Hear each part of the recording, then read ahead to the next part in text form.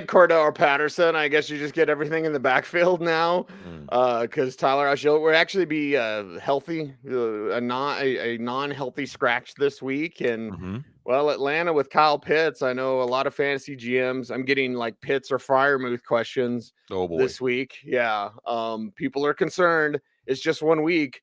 But Atlanta, there were some good things last week to highlight. What do they look like this week against the Rams, who are licking their chops after the beatdown Buffalo put on them?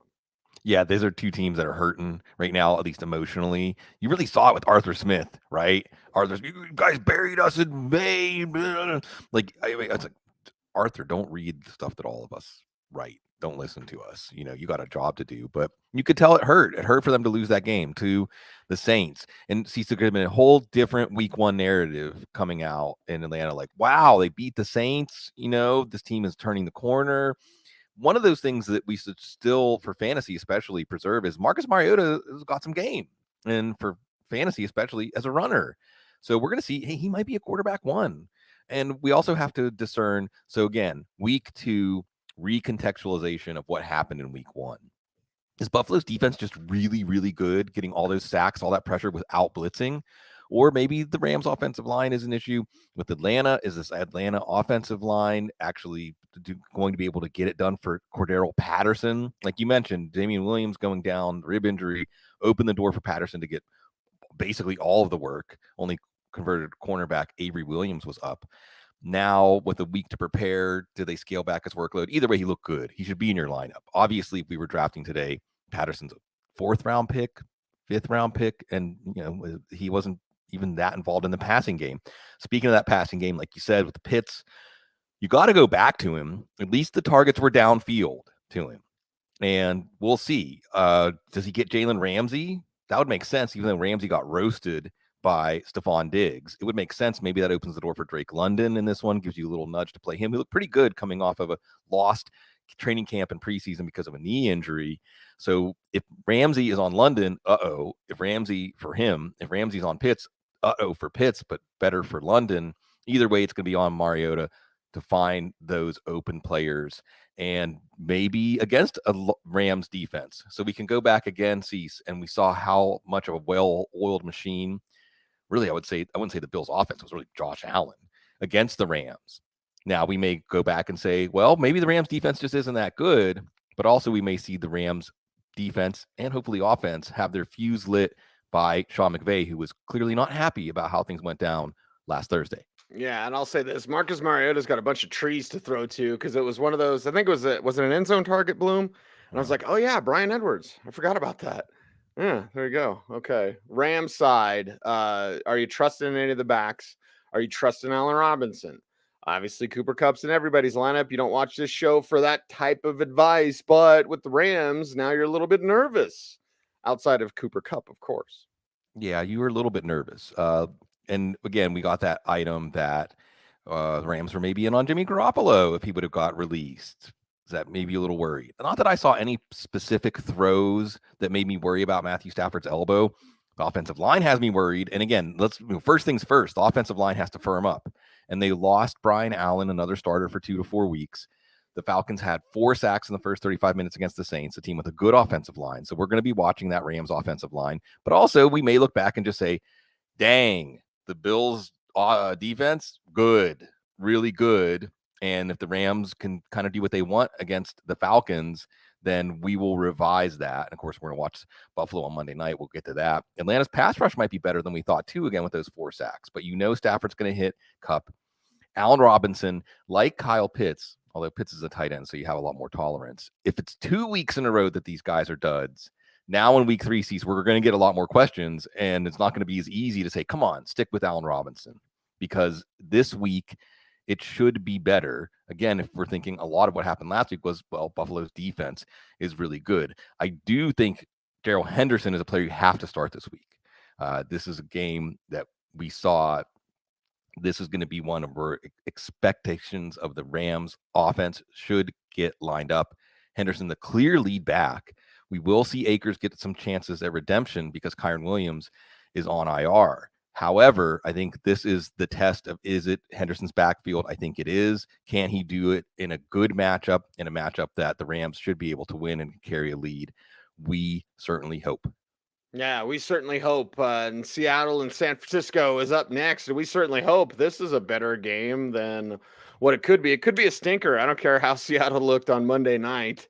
It's kind of odd the way that went down. In a close game, Rashad Penny didn't go over 100 yards. Like, they didn't really emphasize the ground game. Geno was filling the air with footballs, and Geno was having success with those tight ends. It's going to be different against San Francisco, Bloom. And San Francisco themselves not playing a downpour this week. We'll get to the 49ers in a little bit. But Seattle, it's like, okay, Rashad Penny, I guess, will do more this week. And DK is going to have 7 catches for 30 yards every week. Is that how they're going to look with Geno?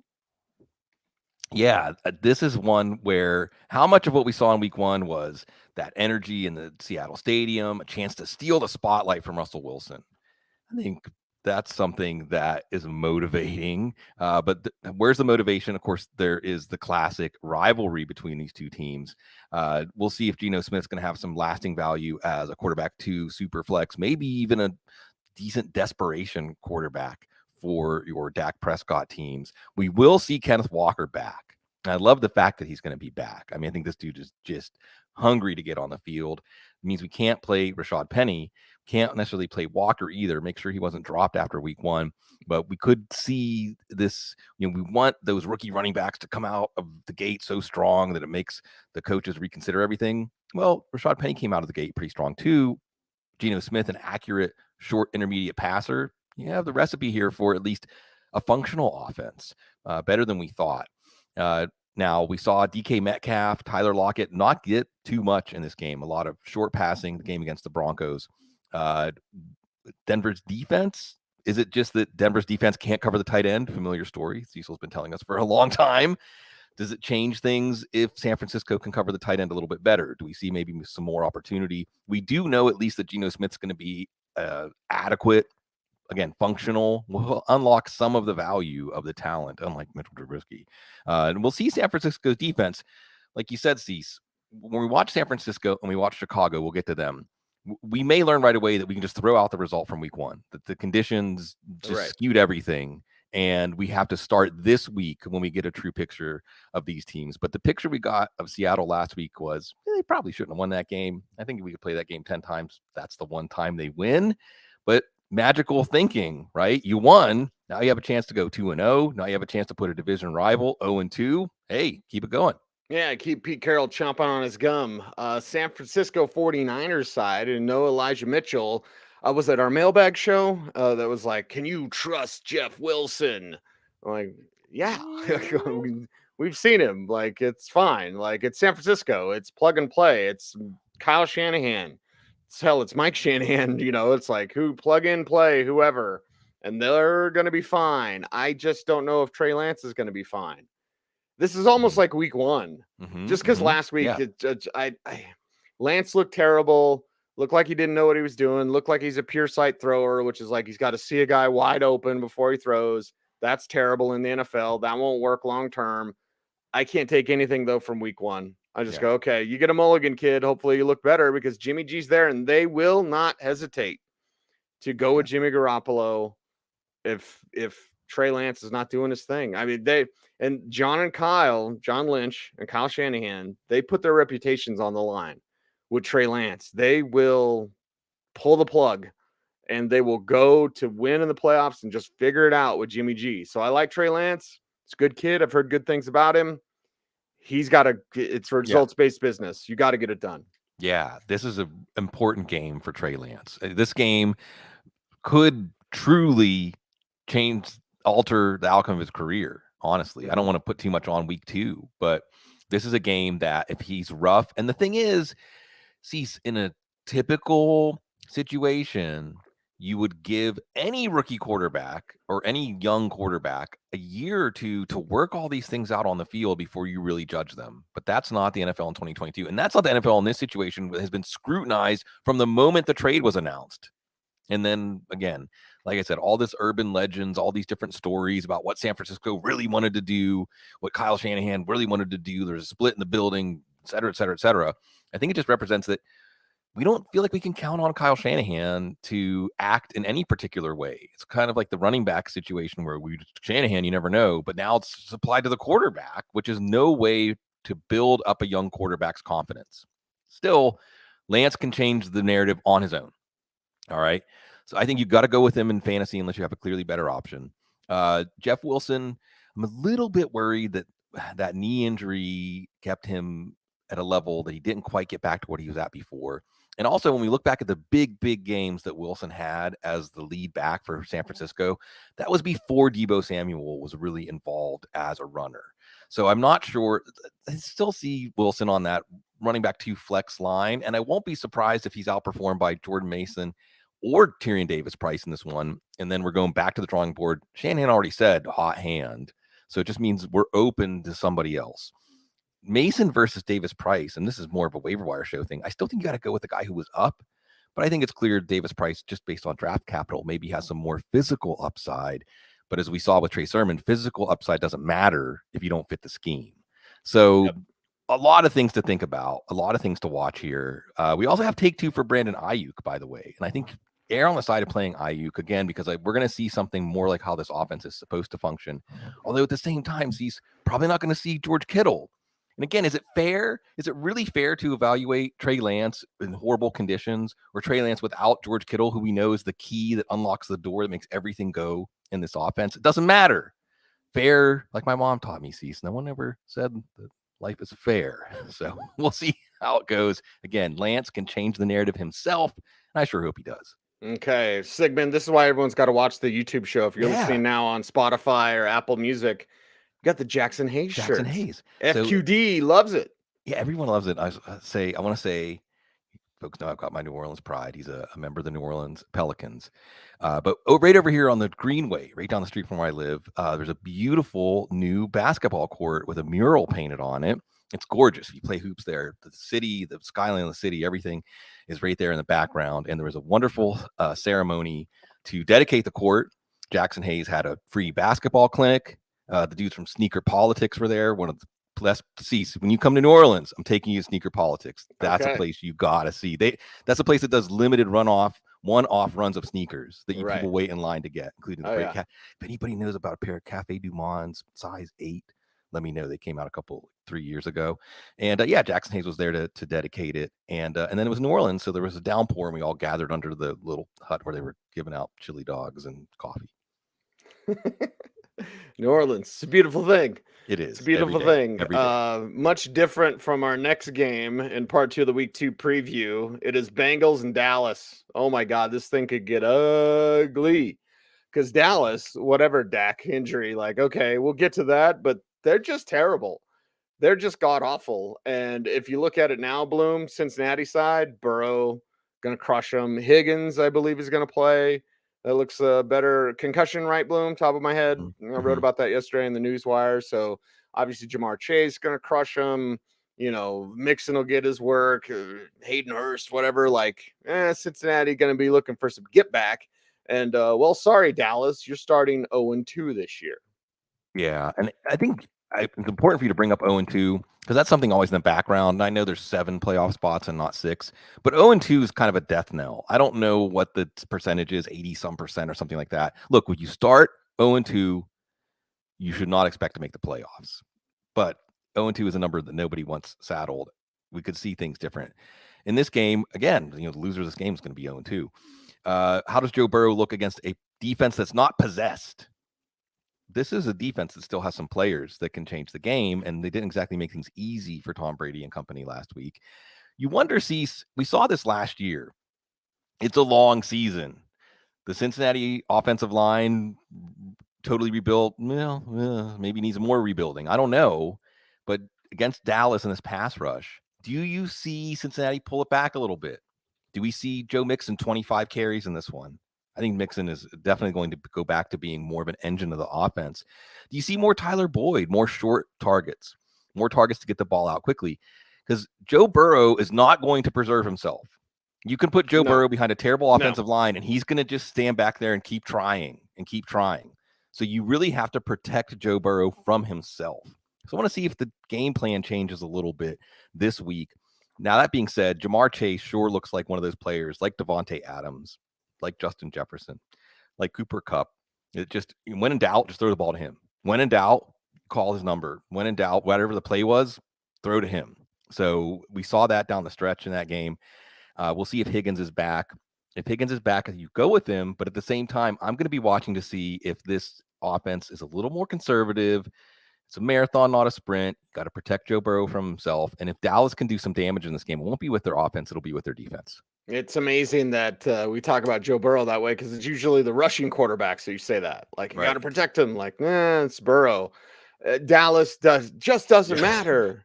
It just doesn't matter, right? Get that chant going because Gallup's not going to be back. That's week 3 when he's targeted. Okay, fine. But Cooper Rush, I mean, you start CD just because you have CD, but you're obviously adjusting expectations.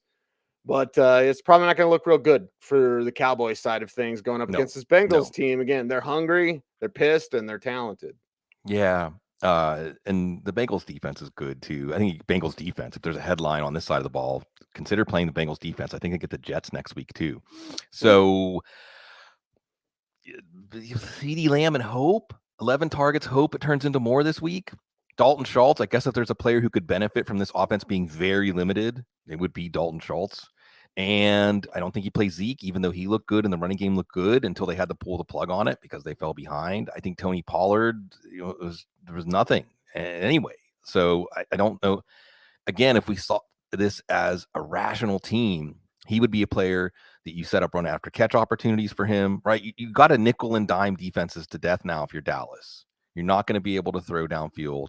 And they lost one of their starters too. The offensive line actually wasn't as bad as we thought, although we had low expectations.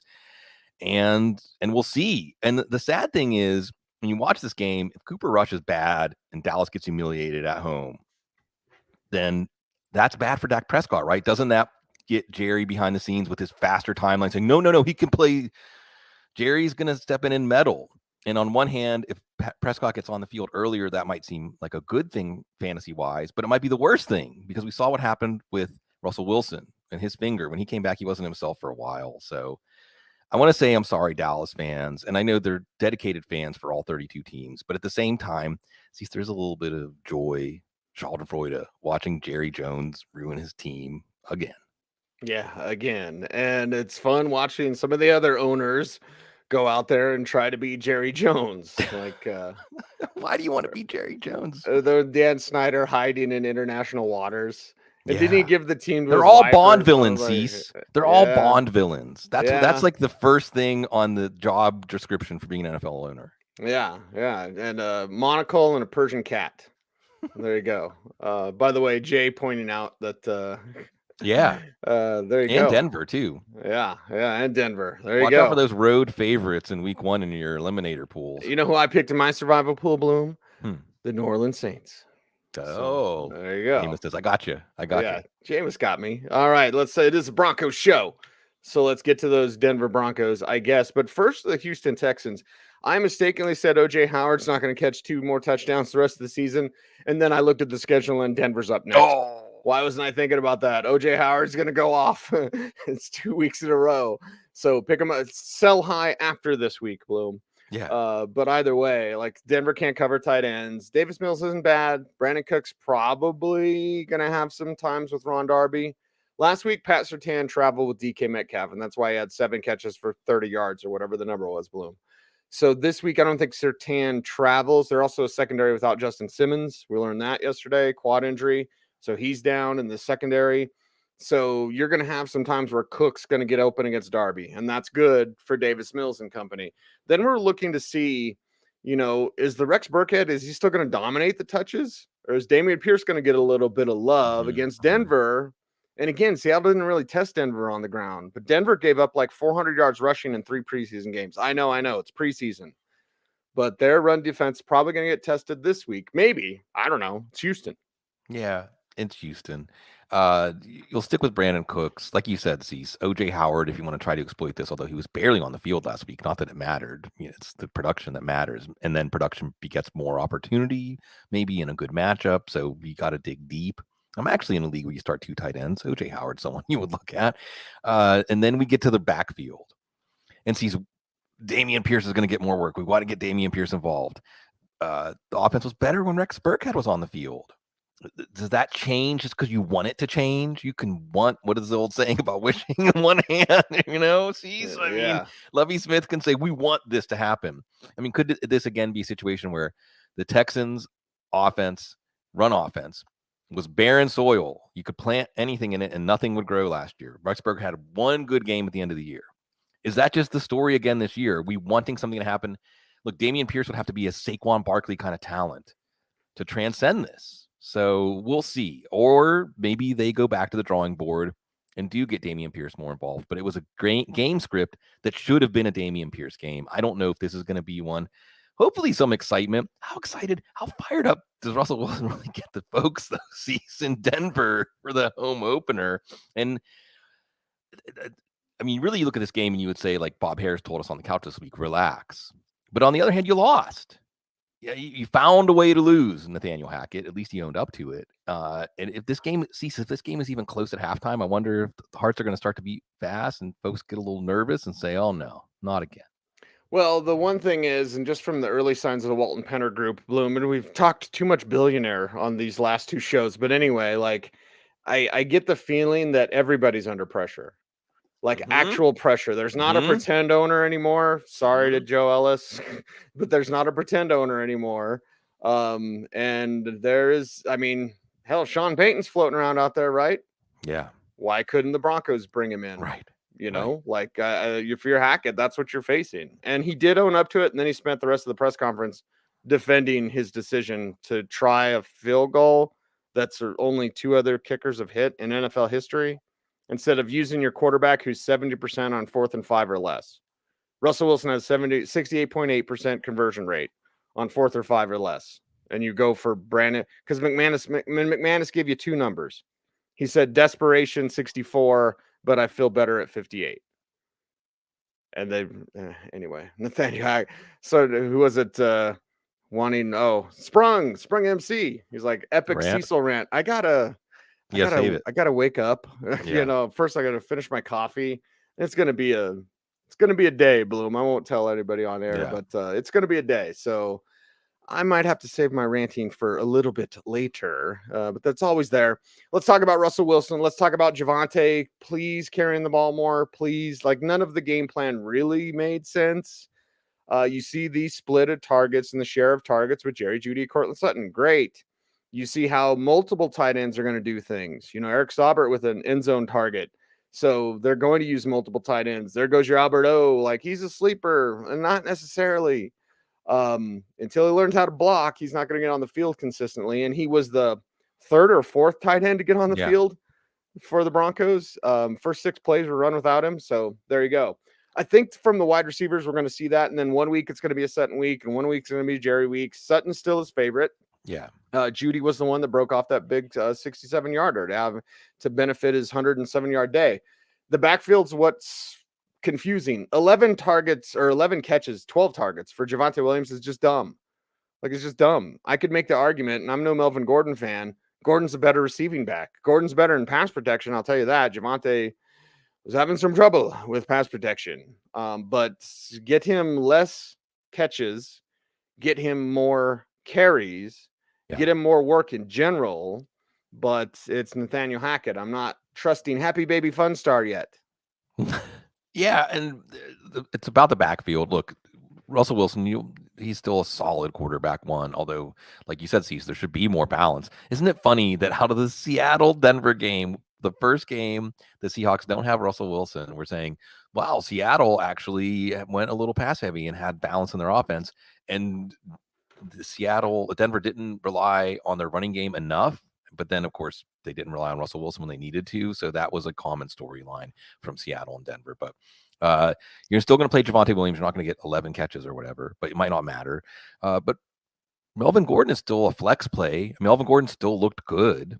Melvin Gordon did not look like, as you were telling folks right before the season, he's not going away. Javonte Williams is good enough that it might not matter. Javonte Williams can at least be Nick Chubb plus in a better offense because they've got a better quarterback. And we were taking Nick Chubb around the 1-2 turn. Williams can definitely return that value. And he looks like he's ready to do it.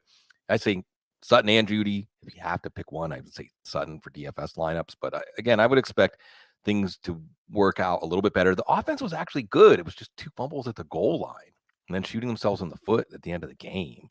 So I don't think, even though it was a loss and a loss that nobody had penciled in as a loss, that there's too much panic here. But like I said, there might be panic if this game stays close. You mentioned Albert O, and we'll see. I think you're right, Cease, to point out that, hey, if Denver controls this game and Alberto has 1 for 11, everyone's like, oh, what happened? Well, what happened is that he's not as essential when things go as planned, when this offense stays on schedule. It's maybe when they have to try to frantically abandon the game plan where Alberto got more. We're going to watch this again, recontextualizing everything that we saw last week when we watch the games this week. Our man, Jason Wood. Is this the skinniest the Audible power doer I've ever been? Looking svelte out here. Yeah, I gained all my football season weight earlier in the year, so I need to lose it now. Okay, well, it's Wood doing like 150 miles. What's he doing? The Pelofondo? Like, come on, Wood. He's an inspiration. He's on that Peloton. I'm more on the tread than I am on the bike, but yeah, we all need a little bit more Peloton. My Peloton stock needs some help too, Wood. Hit me up about that. Anyway, let's to change. Things changed.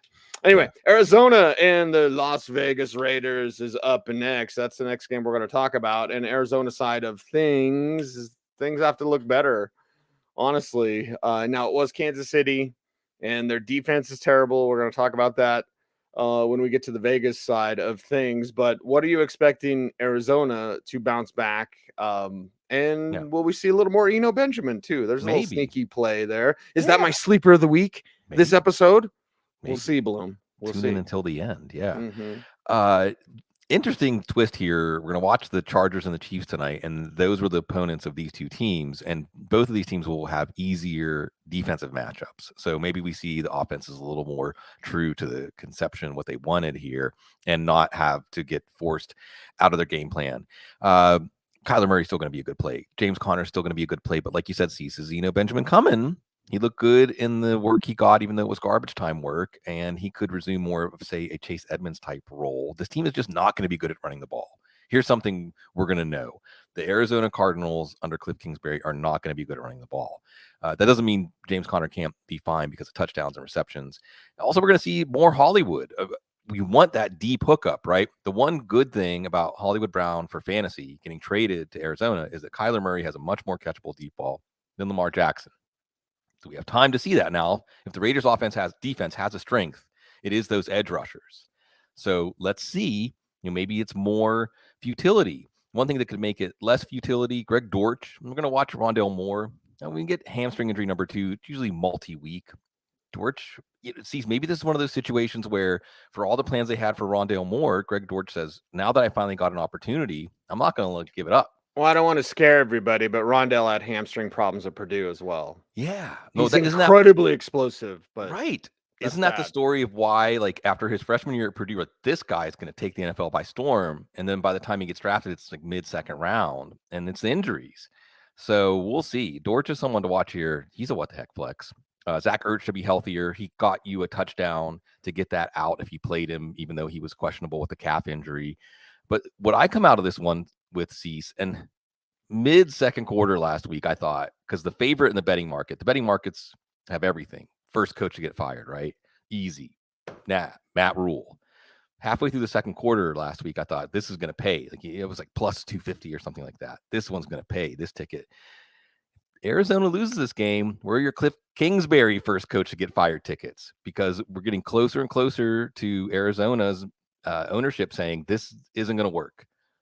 We're stuck with Murray, but we're not stuck with Kingsbury. Yeah, something's going to change. It's not me, it's you. That's a coming. We'll be careful about that. Las Vegas Raiders, what's most interesting there, the Carr and Adams thing, that works fine. We already know that. But Bloom, like, can Hunter Renfrow get some love, please? Yeah. Can he please get some love? The running backs, whatever, that's going to be some jumbledness for fantasy GMs. You should have known that. Should have known better, right? Was that Kenny Loggins or was that somebody else? Why is every 80s song you think it's Kenny Loggins? Especially if it's in a movie. That's right. Anyway, should have known better than to fall in love with you, except I didn't fall in love with the Raiders. But I love Hunter Renfrow. It's like you could use him a little bit more. Devontae doesn't need everything, does he, Bloom? Maybe it just works, right? I mean, I guess that the more difficult things are going for the Raiders offense, the more that Carr is just going to lean on Adams. And that's one of the things maybe that we would go back and revise is that, well, hey, Derek Carr might really target target Adams as much or more than Rodgers. And maybe he doesn't have quite the talent of Rodgers, but volume can make up for that because this should be a pass heavy offense. And against Arizona, let's step back, right? Everything worked for Kansas City. Everything worked. Now, maybe that's just Kansas City. Give Kansas City an easy defense, and they're going to just make it look like 7-on-7 at practice. Okay.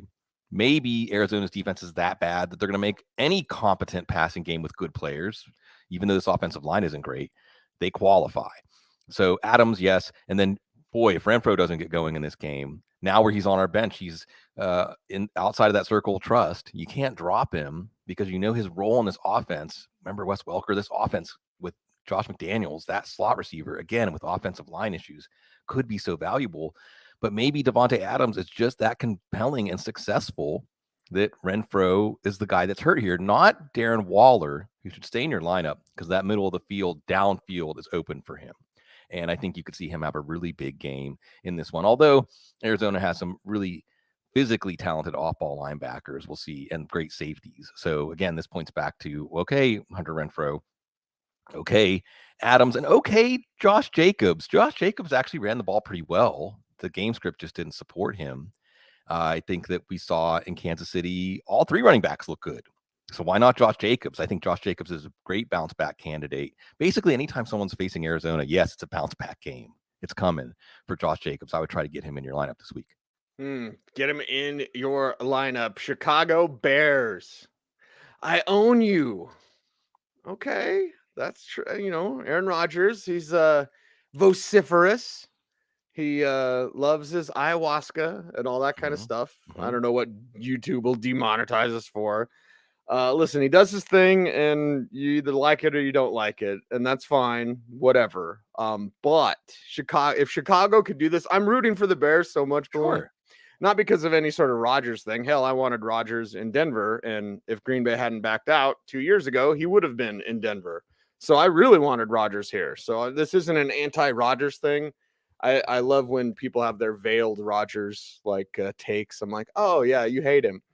Anyway, for me, I just want the Bears to do it because it would be such a story after the slip and slide in week 1 and taking down the 49ers somehow, some way, traveling. It's never going to happen. But okay, go beat Green Bay. Aaron Rodgers, I own you. Well, maybe not this time. That's a fantasy world, though, Bloom. In reality, the Bears are going to get killed. Well, let's talk about it and the fantasy assets that you won't be playing because of it. Yeah, Richard Marks, actually, an off-brand Kenny Loggins. There was that should have known better than to cheat a friend, as someone pointed out from Wham's Careless Whisper. Oh, you're right. Yeah, it's good. It's the 80s. Let's all go back to the 80s. Should have known better. Yeah. Right? The last time it was fun to be a Bears fan. Well, the Bears did make the Super Bowl against Peyton Manning, but you want to see what Justin Fields does in better conditions. At least he had a career high in carries and rushing attempts, and you hope that he gets involved. Again, what did we really learn about the Bears offense last week? Not much, except Khalil Herbert is probably a better runner, especially for the kind of offense they have here, than David Montgomery. And do we see Herbert push this to maybe a 50-50 split this week? Maybe Herbert is even in on early downs more than Montgomery. Again, it was Adam Johns from The Athletic saying they have been keen, and they being like Luke Getsy and Matt Eberflus, this team has been keen on Herbert. Okay, and they think maybe he's a better fit for this running game than David Montgomery. So that's one to watch here. Darnell Mooney is another one, like Hunter Renfrow. We had big plans for him if it doesn't happen in this game. And granted, we may just have to wait for a good matchup because Green Bay is not a good matchup. Green Bay has a tremendous front seven. I know Justin Jefferson did what Justin Jefferson did. There's no Darnell Mooney's great. He's not Justin Jefferson. So we're going to see about him. Cole Kmet probably already dropped him. But yeah, I think again, on one hand, you say, well, Kmet had to stay in to slow down Nick Bosa, et cetera. Well, look at the edge rushers for Green Bay. All right. Probably Rashawn Gary. That's a name that folks need to get to know. In other words, the Green Bay defense is looking pretty good this week. Yeah, Green Bay defense out there doing their thing. And then on the flip side, Aaron Rodgers is still complaining about his wide receivers. So there you go. I joked on my show last night, Bloom. Like, has he complained more about Anthony Fauci or his wide receivers? That's a joke, everybody. Everybody calm the F down, We're please. really Sorry, demonetized. Joe. Right, exactly. Of course, yeah. Bloom, let's talk about Aaron Rodgers complaining about his wide receivers and how he responds to that. We know the backs are good. Yeah. But we know Green Bay looked bad. Yeah. They get it right. Carry the G. Is that what? Why do they say that? You see that? Our man Aaron Nagler, who I love Aaron Nagler. But he always does like hashtag carry the G. And I'm like, it's a Green Bay thing, I guess. I don't know. I don't know. It's better than the Packers polka. Sorry. Hey, polka's great. I don't want to hear that.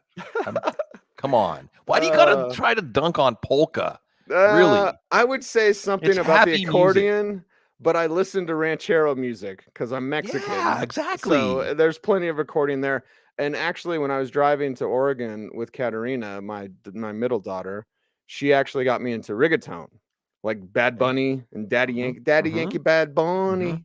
So there you go, a little reggaeton, a little ranchero. Yeah, Las Tejano Tucanes. music. Yeah, there you go. All those good mashups. Polka music is good time music. The beer barrel polka. And yes, it's Green Bay, so we're talking about beer, right? I love those maps of alcohol consumption because I grew up in Western Pennsylvania and Wisconsin. Even Western Pennsylvania is looking at Wisconsin saying, wow, maybe you guys need to slow down a little bit. And I say that with love, nothing but love in my heart, as I grew up part of my childhood in the attic of a coal miner bar. Anyway, it's going to be a bounce back game for Aaron Rodgers. It's going to be a bounce back game for this offense. We saw Aaron Rodgers open up with a 38-3 loss to the Saints last year. Okay, and everything was fine. They put up 35 points against the Lions next week at home. By the way, the Packers are one of those teams that do seem to be a different team at home, unless it's the playoffs. And then they're the same team they're at in the playoffs. Yes, and see, isn't it interesting that the narrative flips after 1 week? We know we're playing A.J. Dillon. We want to see if we should trust Aaron Jones. I think you should trust Aaron Jones. Now, Allen Lazard, trusting in his first week back, I mean, I'm open to it. I'm also open to Christian Watson because he had that 75-yarder that he dropped, because he gives them that Marquez Valdez-Scantling field stretching speed. I think we also could see the big story here is David Bakhtiari back? Is Elgton Jenkins back? That's another reason why it might just look like, oh, everything's better. Well, yeah, when you have your two starting tackles, or even one of them, so you have Yosh Nijman then, who was pretty good in place of Bakhtiari last year. So we're watching this. Miami might lose both their tackles. Green Bay might get both of their tackles back. Either way, I would expect. And Tunyon looked pretty good in his first game back. So, we're going to be watching to see who emerges from this Green Bay passing game. But it should be successful. So we should see at least one player emerge. I love how the Audible, we've doing this 17 years and we've never argued about polka on the air. Well, just because it's see, and remember this. If I'm going to say one thing about this is the definitive thing. You can dance to any kind of music if you're in the mood to dance. Okay, there you go. Yeah. All right, there you go. I like it. I'm in the mood for not quite yet sleeper of the week. That's coming up a little bit later. So hold on, everybody. We'll get to that as just a little bit. The Audible Week 2 preview part 2 brought to you by Sleeper. Those are live reads, Bloom. I know what those are. Yeah. Let's talk Tennessee and let's talk Buffalo. Tennessee and Buffalo is up next. And Tennessee, you got to get this right. How do they do that? And is it what, Kyle Phillips? Like, are we going back to the well there? Because Buffalo's going to put up points. Yeah, Buffalo's going to put up points. So, yeah, a little more Hilliard, a little more Phillips. Like, what else they got, Bloom? What else they got? Yeah, they got Traylon Burks truthers. Why are people Traylon Burks truthers? I know that Twitter is largely an echo chamber. Here's my Twitter rant, Bloom. See, the coffee's kicking in. Yeah. Because it's just an echo chamber. Like, you totally agree with me, right? Yay, we agree. Woo, Twitter. Yay. Twitter is so God blessed dumb. Anyway, like I said something about Traylon Burks having a bad offseason because he did. Yeah. And people are like, did you see the preseason? I'm like, I have every preseason game on tape from the year 2000 to now. You bet your ass I saw Traylon Burks in the preseason. It was all right. But you don't go from having the drumbeat of being awful. They go, whatever music I can make fun of, Bloom. Yeah. I don't want to get no polka shade allowed on this program. Right. But like whatever that music is, whatever that drum beat was, it was nails on a chalkboard, whatever. That was Traylon Burks. So did you do a couple things here in preseason? Sure. But the kid's got to look better. And against Buffalo, sure be nice if he did. Yeah, he's a what the heck flex this week, but Phillips is the preferred what the heck flex. And I think you're going to see Phillips as the thing that consistently works in this passing game. And in this game, they're going to need the passing game. And see, so I just wonder with Derrick Henry if something about the foot injury really kind of took his powers away. Not all of his powers, but again, seeing him depleted in the game last week, Tay Crowder, I think it was, we're going to give him the credit. And otherwise, you just know Buffalo, you're not going to run over Buffalo. Okay. Again, Buffalo and what they did to the Rams defense, we might watch this game Monday night, 2 Monday night games this week.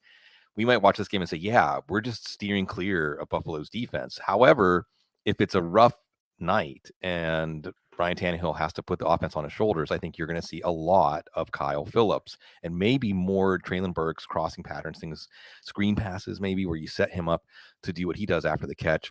We're waiting for Robert Woods. If he doesn't do it in this game, well, we might be dropping him. We're going to see if Dontrell Hilliard is more involved with the 2 touchdowns. And I'm not saying more involved by design, but because, again, if you're in pass mode trying to keep up with Josh Allen, then that's running Derrick Henry to get you to 3rd and 3. That's not going to get it done against Buffalo. And see, so we would look at this matchup and the powerful AFC, right? But I think we might see where we looked at it and thought, all of these teams are contenders. No, it really might just be Buffalo and Kansas City, honestly, because I just think you see those teams with the balance. You see those teams continuing to self-scout and improve and make personnel changes.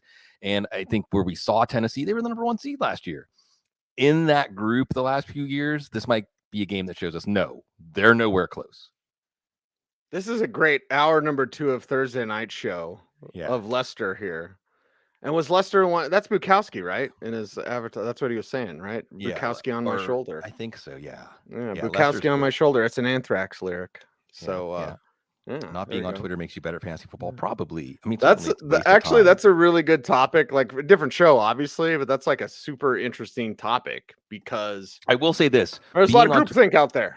Yeah, and being on Twitter, here's why. And even my involvement on Twitter has gone way down from 5-10 years ago. I think going on Twitter now because it's so crowded and it's so loud. And the thing is, like, there's no requirement. It's like a driver's license. You can just open a Twitter account and put FF in it and say whatever you want. And then people spend so much time signal boosting bad opinions. I get it. People get on Twitter and say things that are not very well informed or thought out. But why do we want to signal boost that? And why do we want to waste our time dunking on people that are saying things that are obviously clearly not well Why do we want to waste time dunking on people anyway? Period. I think that's very immature and misguided. Yes, this is my old man get off Twitter rant, but it's like whenever like someone tries to dunk on me, I'm like, great for you. Awesome. I'm sure you feel great. Your 5 followers, they feel great.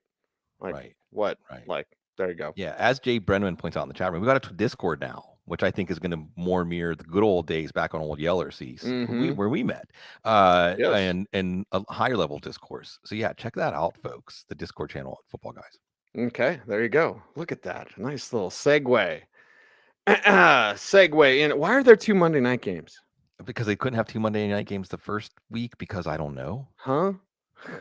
Okay, yeah. Usually it's the why do there have to be 2 Monday night games ever anyway? Yeah. You know what I mean? Anyway, Buffalo side, start everybody except James Cook. Like poor James Cook when he fumbled. I was like, damn it. I love James Cook. Was it somebody that said Kareem Hunt? Kareem Hunt did fumble on his first carry. He did. Remember that? And they led the league in rushing. As a rookie. He's not going to lead the league in rushing, but no. We'll watch that if Cook gets some chances to redeem himself. But I think after watching Zach Moss and watching Devin Singletary and watching Cook, is this a game where Singletary, and again, if Buffalo can control the game, is this a game where we see maybe Devin Singletary start to assert himself? I don't know what it's going to take for them to give him the opportunity. You're obviously playing Stephon Diggs and Gabriel Davis. Things couldn't have gone much better for Diggs, certainly against Ramsey, and Davis was good enough. And maybe this is a Dawson Knox game. I'm going to stick with Dawson Knox because I know he can play. They gave him the extension.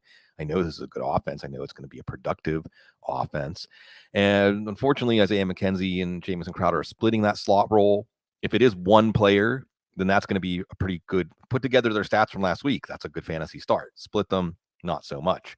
And the last thing here, of course, is just take a moment out to talk about Josh Allen. So I'm going to do a little rant, just a little one. a bloom rant. Because what did I see during the game on Thursday and even on Friday? Because there was that little bit of a gap between the Thursday night game and the Sunday game when that's all there was to talk about was the Thursday night game. And people saying, nobody could have seen this coming. No, you watched Josh Allen in college, and it just seemed impossible that he could have turned into this quarterback. And he's the outlier. 9 times out of 10, a quarterback with his flaws are never going to fix his flaws, never going to fix those flaws. And, well, first of all, the Bills saw it. Okay, there's somebody. I might have written an article titled "Why Josh Allen's Worth a Top 5 Pick" back then. Or, if you watch Josh Allen, it was clear all the pieces were there. And yes, there were small mechanical things or mindset things that could make it so that those layup throws he was missing, that he could start making them. But he made plenty of those layup throws. He could process the field to see the field. What was wrong with Josh Allen at Wyoming? He tried to do everything himself. He took the whole offense on his shoulders. Tanner Gentry was his top target. Yeah. So that's why he looked bad. He would go play Iowa or Nebraska or whoever and try to do everything himself. What did Patrick Mahomes look like last year when he was trying to do everything himself? Anyway, rant over. Josh Allen looks like a true MVP, and I'm happy for Bills fans. And I just hope that one of these years, the football gods for everything and all, speaking of dunking on people, for all of the horrible, bitter pills Bills fans have had to swallow, one Super Bowl win would make it all go away. Yeah, and I think no matter who's from the NFC, unless you're a fan of that team, let's say it is Green Bay, right? Aaron Rodgers. Yeah. Everyone's going to be a Bills fan. If the Bills are in the Super Bowl, God bless. I just want the Bills to get one, man. That's it. Yeah. That's all. Second Monday night game. Yay. Anyway, it's Minnesota and it's Philadelphia. Actually, yay. Blue. Yeah. Like, that's fun. Yay. Minnesota Vikings, Eagles. Wait a second. Yeah. Hold on to your boyfriends. Like, here we go. Because Minnesota is excited. Thank you, Kevin O'Connell. And yeah, even Kirk Cousins with his Kohl's Cash, right? I saw that meme floating around because he got his little flannel shirt on. And so there you go. Kirk Cousins making it rain with Kohl's Cash. There you go. Justin Jefferson. Is he going to be the first 2,000-yard receiver? In week 14. Yeah. Well, I would love for him to do it so then people can't say, 17 games. Duh. No, have him do it in like 16 games so then you can be like, he did it in 16 games. Yeah. It'd be awesome. Yeah. Justin Jefferson, man. The gritty. Taking over the football world. And the question is it going to be there for the other receivers? First, I want to say this is one, Cease. I think this is one where a lot of people are going to go into this game saying, well, I've got Cousins and Jefferson. I need 60 points. You're probably going to get 60 points. I have Hurts and Miles Sanders. I need 70. Well, you might get, I'm just saying, like, this is going to be a shootout, and watch it be like a 13-10 game. But I think this is going to be a shootout based on what we've seen, because Minnesota's offense had a lot more they could have done, but they didn't need to because their defense looked good. Now we'll see how that defense holds up. I think Minnesota's wonderful edge rushers, Smith and Hunter, were able to pick on those backup tackles for the Packers. We'll see. I'm getting to the Philadelphia side a little bit early here. But my point is that I think you're going to see Cousins to Jefferson, and then we'll see about Thielen. We'll see about Osborne. I think this is a game where they're going to need those players a little bit more. Remember, Philadelphia has James Bradbury. Philadelphia has a lot of good players on that defense now, even though the run defense did not look so good against Detroit, especially against DeAndre Swift. So watch out for Dalvin Cook getting loose. Again, Cease, I just think about these teams up and down the field. Now, maybe you might say, well, Philly's defense kind of let up in that game. It was Detroit, et cetera. Or let's not underestimate Detroit's offense. I know we're not underestimating Minnesota's offense. And I know we're not underestimating Philadelphia. Ooh, Jeffrey Davis winning the internet today. Vikings and Bills Super Bowl. Okay. That would no matter who wins, we'll be happy for the fans. Yeah, that'll be interesting, man. There you go. Philadelphia's side, is this going to be Kenneth Gainwell's like breakout game? Because if it's pass happy, you got to stay in it. You're going to AJ, you're going to Dallas Goedert, and you're going to Gainwell. So less of Sanders, and Boston Scott's touchdown was just a gimme at the end.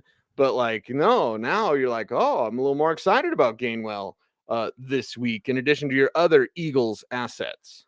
Yeah, you're really excited about Hurts. Remember, the team scored 4 offensive touchdowns. He was responsible for one of them, but it easily could have been 2. And they'll be responsible for some touchdowns. We'll see if he gets them. But also running him. There's running him and running him. It's what you like. And then when he's not running, he's throwing to AJ Brown. And you're still going to stick with Dallas Goedert. If there is a tight end in the league right now who can do that Gronk impression, where as soon as he gets the ball, you kind of feel sorry for the guy coming up to tackle him, that's Dallas Goedert. And the opportunities he's going to get in this offense, even if he only gets 3 or 4 catches a week, sometimes those are going to turn into big plays and touchdowns. And with Devontae Smith, Cease, I wonder if at some point we're going to get is it time to cue the Chuck D on him? Not because he's not a good player, but in a low volume pass offense. Now, maybe in this matchup, if Minnesota's offense gets going, they have to open up the offense a little bit more. Maybe we do see some more Devontae Smith. Maybe Minnesota is able to come up with a game plan to say, well, obviously it's AJ Brown and you have to do whatever you can. And it would make sense, right? Okay, well, if the AJ Brown pass offense is going to be what it's about, then do whatever you have to take away AJ Brown and force Jalen Hurts to think, force him to adapt. We'll see what kind of approach this Minnesota defense takes, which maybe is good, by the way. Maybe this is a good defense. But you mentioned Gainwell, too. I think he's definitely a good sleeper of the week, brought to you by Sleeper candidate here, as in a game that would be wide open, in a game where you could see another 38-35 kind of score, like the score in Philadelphia's game last week. That sounds like a game where Kenneth Gainwell can at least be a good flex play. And again, we have as tickets on Monday night, you're watching that matchup. There's going to be some points here, and there's going to be some points from our What the Heck flexes. Yes, your What the Heck flexes, you need some punch, and it's brought to you by, I click the button now. It's time for the Sleeper of the Week, powered by Sleeper.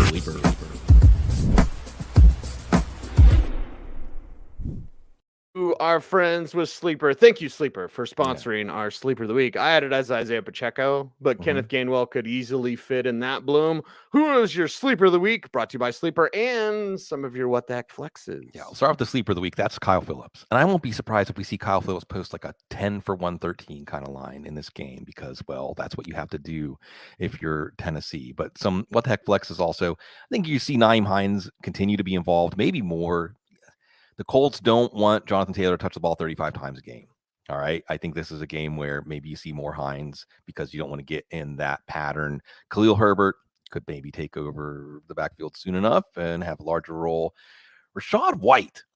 I'm going to bring up Rachaad White because it's New Orleans, so it's going to be a tough go. And Tom Brady might have to get the ball out quickly. Leonard Fournette's on the injury report. Stop me if you heard this one before. Maybe this is a Rachaad White game. And Ramondre Stevenson, with Ty Montgomery going on injured reserve, Ramondre Stevenson against the Steelers maybe breaks a big play. Wide receiver other than Phillips, watch for Greg Dortch. Watch Wandale Moore's practice reports. But if it's Dortch as the slot receiver, you like that against Vegas. Christian Watson, maybe this time he reels in the 75-yarder.